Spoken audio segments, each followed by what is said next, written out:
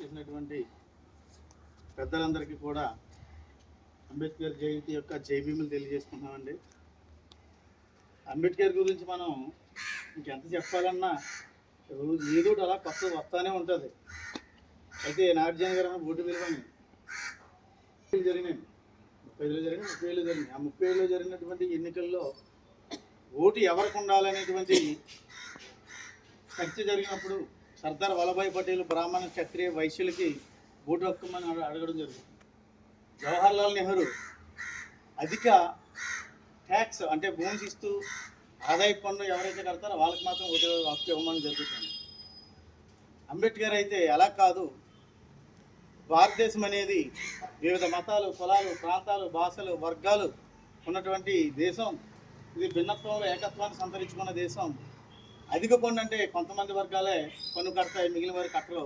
అదేవిధంగా బ్రాహ్మణ క్షత్రియ వైశ్యులకే కాదు, 21 సంవత్సరాలు దాటిన ప్రతి ఒక్కరికి కూడా ఓటు హక్కు ఇవ్వాలి అని చెప్పడం జరిగింది. అంటే కుల మతాలతో సంబంధం లేకుండా, ప్రాంతాలతో సంబంధం లేకుండా, వర్గాలతో సంబంధం లేకుండా 21 సంవత్సరాలు దాటిన ప్రతి ఒక్కరికి కూడా ఓటు హక్కు అనేది కల్పించాలని చెప్పడం జరిగింది.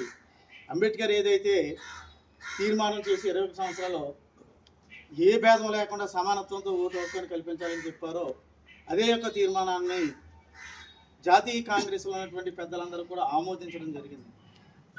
అప్పటి నుంచి కూడా 1980 వరకు మనకి 21 సంవత్సరాలు ఎన్ని వరకు ఓటు హక్కు వచ్చింది. 89 తర్వాత మళ్ళీ సవరణ చేశారు, 61వ సవరణ ద్వారా 18 సంవత్సరాలు కుదించారనమాట.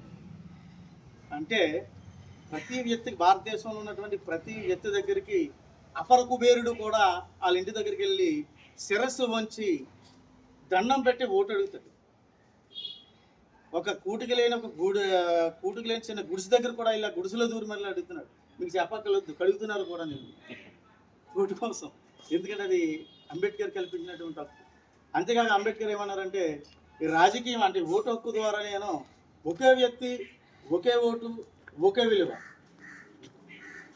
ఇప్పుడు 6,000 కోట్లు ఉన్నటువంటి ఆదాని అమ్మ, 6,000 కోట్లు, లక్షల కోట్లు ఉన్నటువంటి ఆదాని అమ్మానికి ఒకే విలువ, ఒకే ఓటు ఉంటుంది, ఒకే విలువ ఉంటుంది. అదేవిధంగా పూరిగుడిసులో నివసిస్తున్నటువంటి పేదవాడికి ఒకే ఓటు ఉంటుంది, ఒకే విలువ ఉంటుంది. ఈ విధంగా సమానత్వాన్ని సాధించడం జరుగుతుంది. రాజకీయ సమానత్వాన్ని నేను సాధించాను, అయితే ఆర్థిక సమానత్వాన్ని ఫ్యూచర్లో మీరు సాధించాలంటారు. అదే ఆర్థిక సమానత్వంలో భాగంగానే భూ సంస్కరణలు చేయడం జరిగింది. ఆ భూ సంస్కరణ చట్టం ఆంధ్రప్రదేశ్లో ఎందుకు వెళ్ళిందంటే నీలం సంజీవ్ రెడ్డి గారి వల్ల ఫెయిల్ అయిందన్నమాట. ఆయన అక్కడ రాష్ట్రపతిగా ఉండడం జరిగింది. బిల్లు ఆయన దగ్గరికి వెళ్ళింది, ఒరే నాయన భూ సంస్కరణ బిల్లు వచ్చేసింది, ఈ చట్టాన్ని కనుక ఆమోదించినట్లయితే మీ చేతిలో ఉన్నటువంటి భూమి వెళ్ళిపోద్ది. అంటే ఏం జరిగిందని నీలం సంజీవ్ రెడ్డి గారు లీక్ చేయడం వల్ల వాళ్ళ ఇంట్లో ఉన్న పని మనుషులకి కుక్క పేరుని, పిల్లి పేరుని, తండ్రి పేరుని అలా పేర్లు పెట్టి రాజేస్తున్నారు. భూ సంస్కరణ మనకు అమలవల. వెస్ట్ బెంగాల్లో బాగా అమలైంది, నార్త్లో చాలా బాగా అమలైంది అన్నమాట. ఆ భూ సంస్కరణ పంపిణీ అనేది అమలవుతూనే అంబేద్కర్ చెప్పినటువంటి ఆర్థిక సమానత్వం అనేది రావడం జరుగుతుంది. చూడండి, ప్రపంచ దేశాలన్నీ కూడా ఆర్థిక మాన్యంలో పుట్టుపెట్టాడుతుంటాయి, కానీ భారతదేశంలోకి ఇప్పుడు ఆర్థిక మాన్యం రాదు. ఎందుకంటే ప్రాబ్లమ్ ఆఫ్ రూపీ అనేటువంటి గ్రంథం రచించడం జరిగింది. ఆ గ్రంథంలోనే ఆర్థిక వ్యవస్థ చిన్నభిన్నం కాకుండా ఆర్థిక వ్యవస్థను రెట్టింపు చేయడానికి ఆయన అనేక సూచనలు ఇవ్వడం జరిగిందన్నమాట.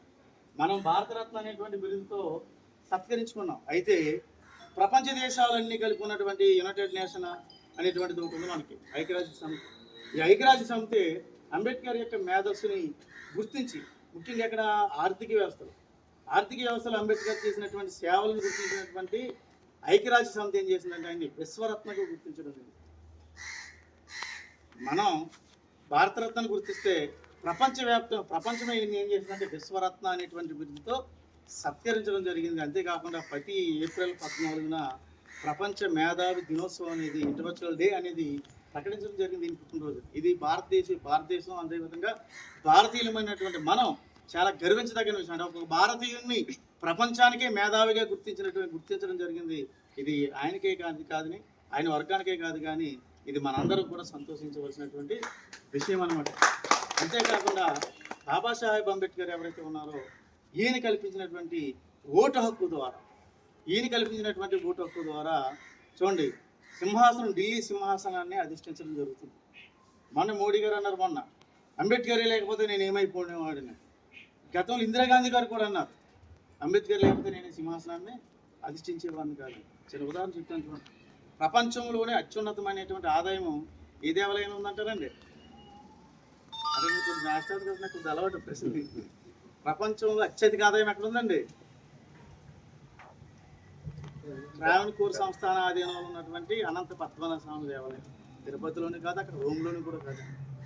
అయితే మన నాయకులు ఏం చేస్తున్నారంటే అది సర్ప గది, అది ఇంకో గది, ఇంకో తెరవకూడదు అంటున్నారు. వాళ్ళు మాత్రం వెనకాల నుంచి లక్కు పొందరాదని తీరా ఇప్పుడు 10 సంవత్సరాల తర్వాత 20 సంవత్సరాలు తిరుగుతారు. తెలిసినప్పటికి ఏముండదు అక్కడ. అంత ఆదాయం ఉందండి.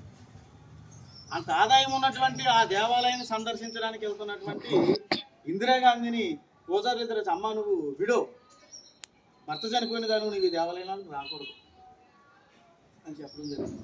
అంటే భారతదేశంలో ఉన్నటువంటి సనాతన ధర్మం ఒక స్త్రీని దేవాలయంలోకి రాకుండా బయటికి గెంటేస్తే బాబాసాహెబ్ అంబేద్కర్ రచించినటువంటి భారత రాజ్యాంగం ఆ స్త్రీని దేశ సింహాసనం అధిష్ఠించేలా చేసింది.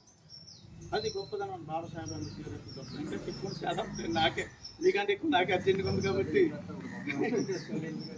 అవి గమనించి బాబాసాహెబ్ అంబేద్కర్ చెప్పిన ఏది ఉన్నాయో వాటిని మనం అలవరుచుకుని వాటి ద్వారా మనం మిగిలిన వారిని కూడా ఆయన యొక్క అడుగుజాడలో నడిపించేలా చేస్తారని ఆశిస్తూ ఈ అవకాశం ఇచ్చినటువంటి పెద్దలందరికీ మరి తెలియజేస్తాను.